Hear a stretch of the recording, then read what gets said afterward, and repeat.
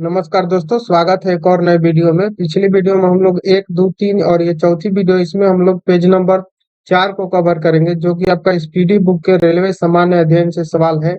संपूर्ण ब्रह्मांड एवं हमारा सौर मंडल का सवाल को करेंगे। ठीक है, तो चलिए आइए शुरू करते हैं।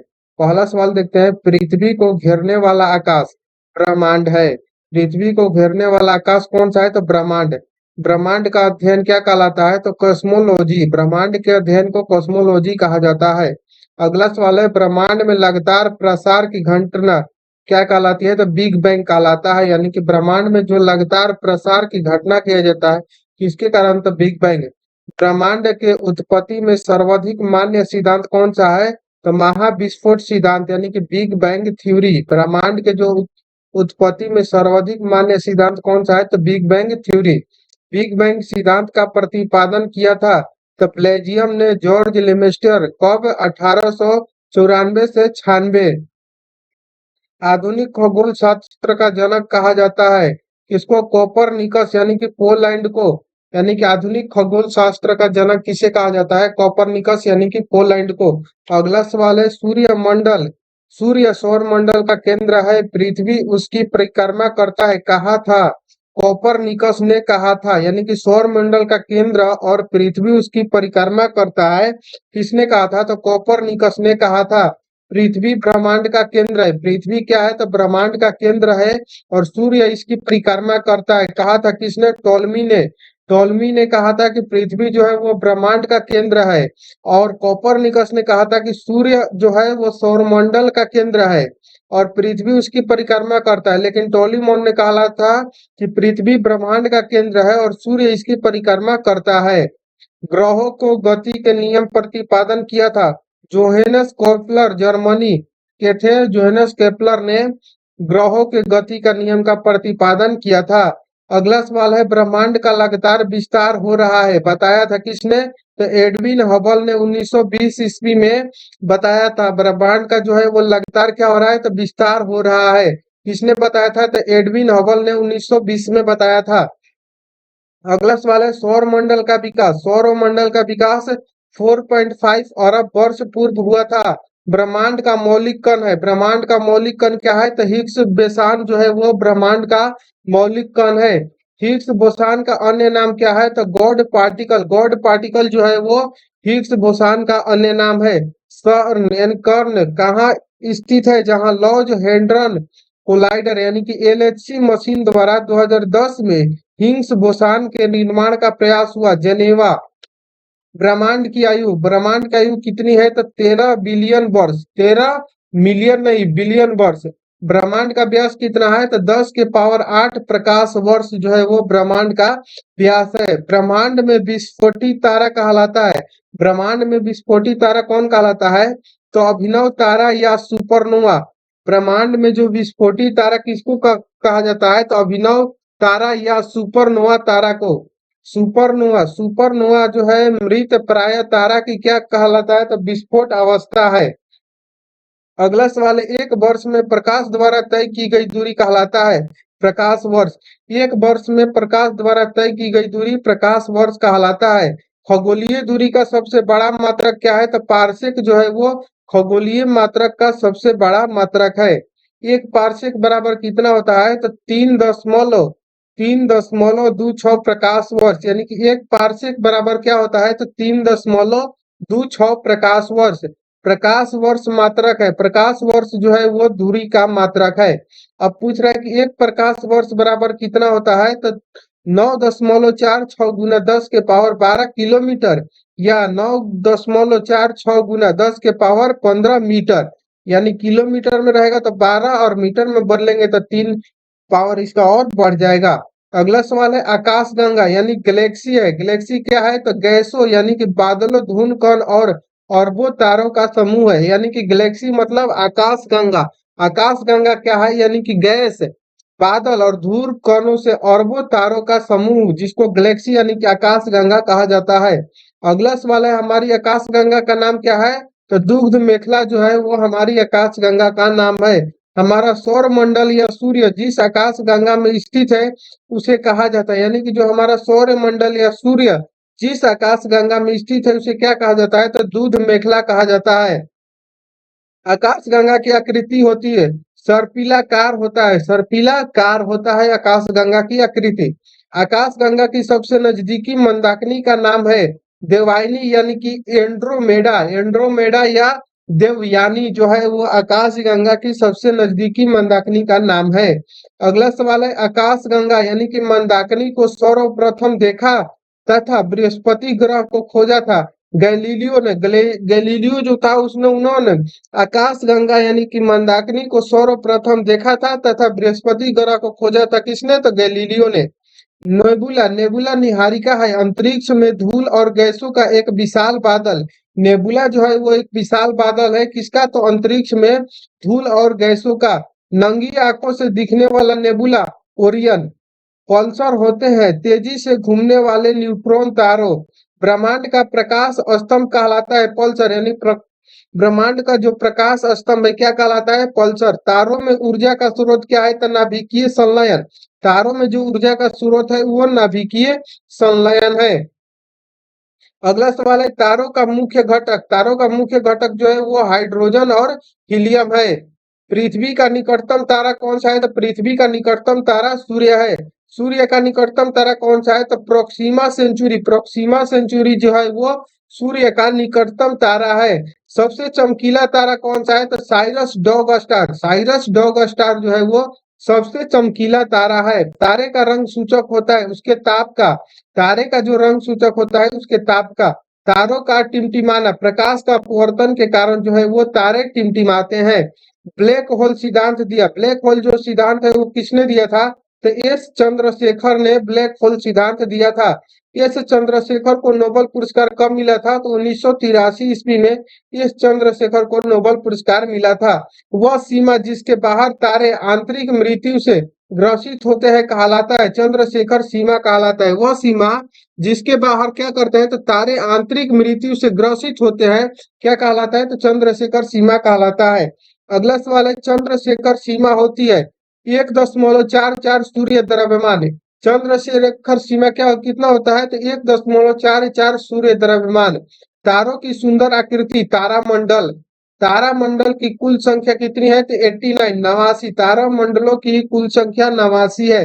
सबसे बड़ा तारामंडल सेंट्रोस यानी कि 94 तारे हैं इसमें। सबसे छोटा तारामंडल हाइड्रा, इसमें 68 तारे। ध्रुव तारा भाग्य है लघु सप्तवर्षिका। दिशा निर्धारण में सहायक होता है। ध्रुव तारा जो होता है वो दिशा निर्धारण में सहायक होता है। ध्रुव तारा सूचित करता है उत्तर दिशा को। ध्रुव तारा जो होता है वो उत्तर दिशा को सूचित करता है। अगला सवाल है धूमकेतु। धूल, बर्फ व गैसों से निर्मित पिंड को धूमकेतु कहते हैं। धूमकेतु में क्या क्या रहता है? धूल, बर्फ और गैसों से निर्मित पिंड धूमकेतु। 76 वर्ष में दिखाई देने वाला धूमकेतु यानी कि पुष्चल तारा हेली अंतिम बार 1986 में देखा गया था।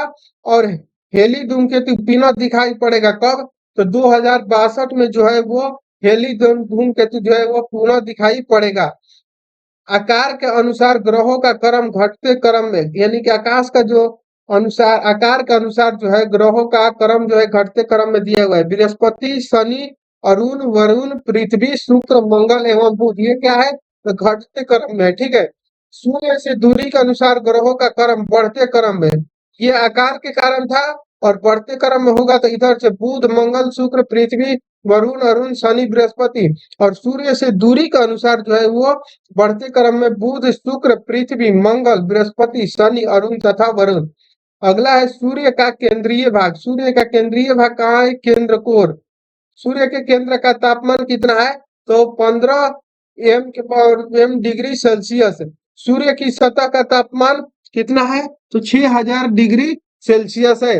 सूर्य की बाह्यतम परत जो है वो किरीट यानी कि कोरोना, कोरोना का उत्सर्जित करता है एक्स किरणें। सूर्य का दीप्तमान सतह कहलाता है प्रकाश मंडल यानी फोटोस्फीयर कहलाता है।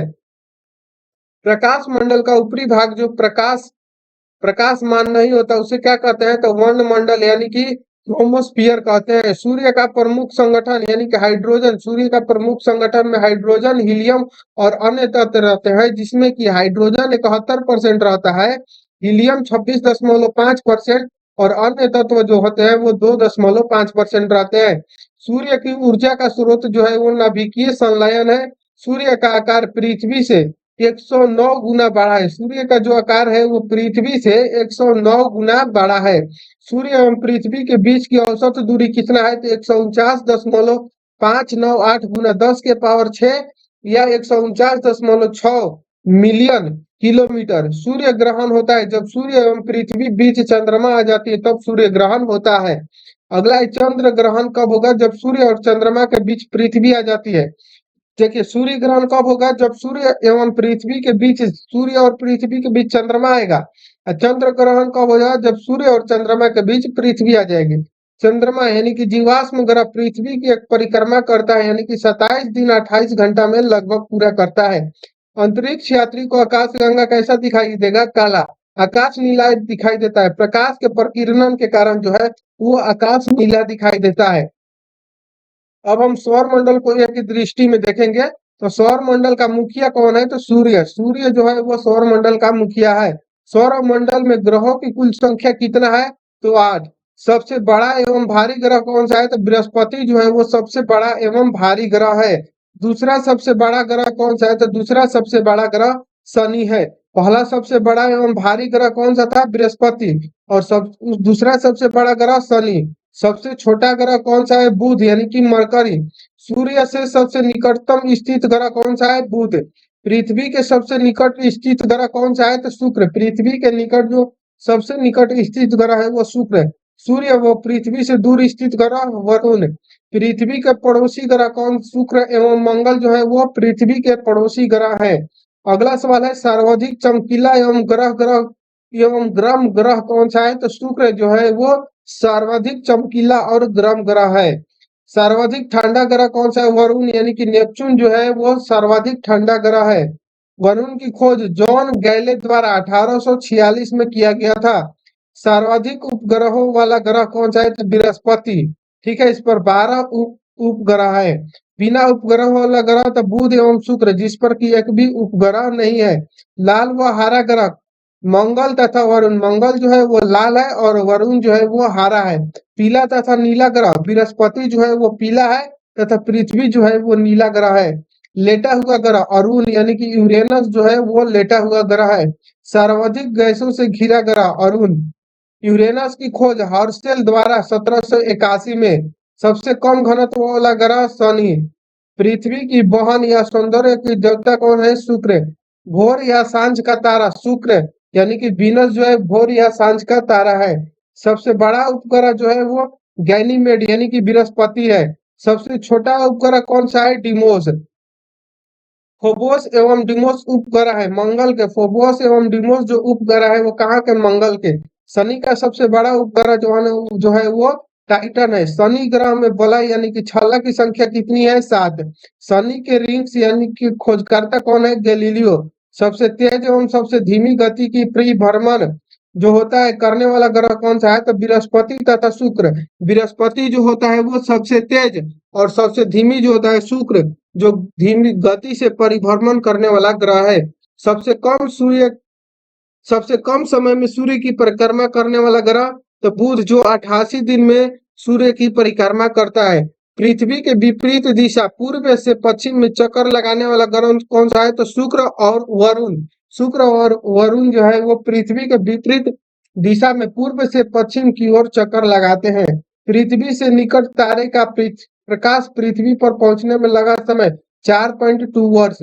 सूर्य तथा चंद्रमा के प्रकाश को पृथ्वी पर पहुंचने में लगा समय 8 से 8.3 मिनट यानी कि 500 सेकंड तथा 1.3 सेकंड।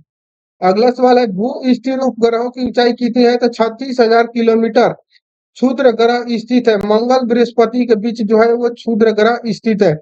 सबसे बड़ा क्षुद्र ग्रह कौन सा है? तो साइरस, जिसकी खोज किसने किया था? पियाजी। अगला सवाल है पृथ्वी का एकमात्र उपग्रह। चंद्रमा जो है वो पृथ्वी का एकमात्र उपग्रह है। सी ऑफ ट्रॉक्वालिटी स्थित है चंद्रमा पर। बौना ग्रह प्लूटो, यम यानी कि सेरस, एरिस, ये सब क्या है? तो बौना ग्रह है। प्लूटो की खोज 1930 में टैम्बेग ने ग्रहों की श्रेणी से हटाकर 2016 में प्राग बैठक में। ठीक है, अगला सवाल जो है वो गांधी युग से है गांधी युग से परीक्षा उपयोगी तथ्य है, इसको हम लोग नेक्स्ट वीडियो में करेंगे। ठीक है, आप इसको अच्छे से देख लीजिएगा, रिवीजन कर लीजिएगा।